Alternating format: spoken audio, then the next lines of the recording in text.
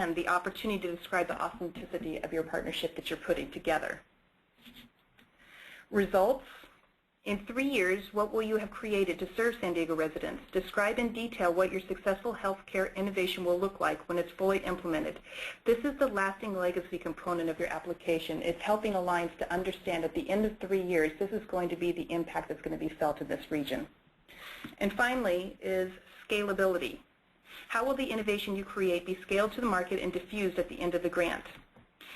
The I2 is also about lasting change, and you should be able to articulate scalability in your ability to ensure that the project can be recreated and even expanded.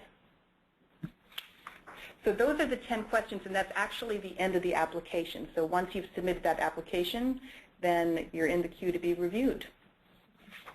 So now we're at just general Q&A. So, questions are already coming through. So we have a couple questions here. The first one is, can or will Alliance serve as a matchmaker? Meaning, if we feel we have a part of a project, are you able to help find an organization that complements our work, or are we seeking our own partners? We are happy to help with the matchmaking process. In fact, it's part of what we consider our role to be.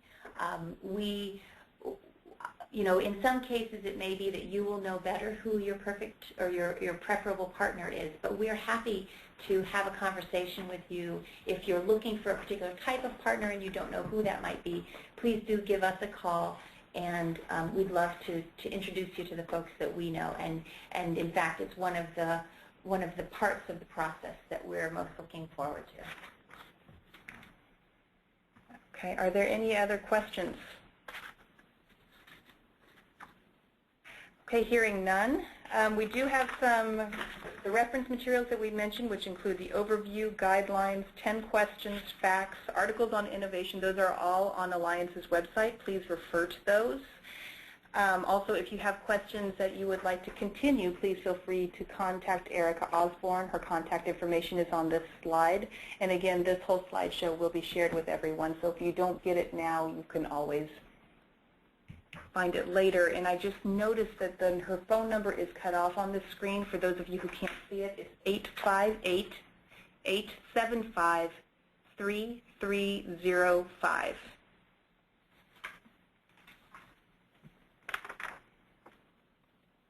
I want to thank you all very much for taking the time out of your busy schedules to participate in the webinar we've had this afternoon. I hope this has been helpful. We put this together kind of trying to think through what questions you might have, what would give you the greatest set of information so that you can put forward the successful letters of intent. As I mentioned earlier, what we're trying to do is engage in a conversation with the community on what innovation would look like, and we recognize that many of you who are in the delivery of care and services to the vulnerable populations we care about, you really understand this much better than we do. And so we thank you for your partnership with us. We thank you for your willingness to go on this journey with us. And we're really excited to see what the type of innovations that come in. And we did have another question that came in. Okay. And it's, will you post the questions and answers to this session and the next session on the website? It's a good idea. I think we should do that. So yes, we'll do that. And the final comment that looks like, there's another one. Would a Promotora model be considered innovative? The Promotora model in and of itself is not innovative because it has been around for a while. But an innovative application of a Promotora model would certainly be interesting. So if you're coming forward and saying we're going to do Promotoras, well, of course, it's something that is existing. So that in itself is not innovative, but it could certainly be part of an application, and it's something that we'd love to hear how you plan to use that in an innovative context. Another question came in, will the June 9th webinar be the same content as today's? Great question. Yes. In fact, we're planning to use the same set of slides, and we will be trying to build in some of the questions you all have asked into the presentation. So because you've participated in the webinar today, I don't think you'd find it useful to participate in the webinar on June 9th. Another question is, are there restrictions on how the budget can be used if invited for a full proposal? I'm not sure I understand that question. Are there restrictions on how the budget can be used if invited for a full proposal? I think because what we're looking for is an innovative approach, we are really open to what you need the funding for. So I don't think, at this point in time, we don't have any restrictions laid out. Oh, here's, and they say, for example, cannot be used on medical equipment or something? We don't have those restrictions.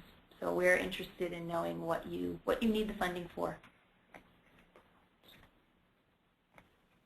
Okay, again, if you have questions, please submit them to Erica Osborne or attend the next webinar. Yeah, and I want to thank you all very much. It looks like we're finished early, so hopefully that will give you some time to think about what responses you've got to our 10 qualifying questions. I look forward to seeing many of you out in the community, and I want to thank you again for participating with us this afternoon.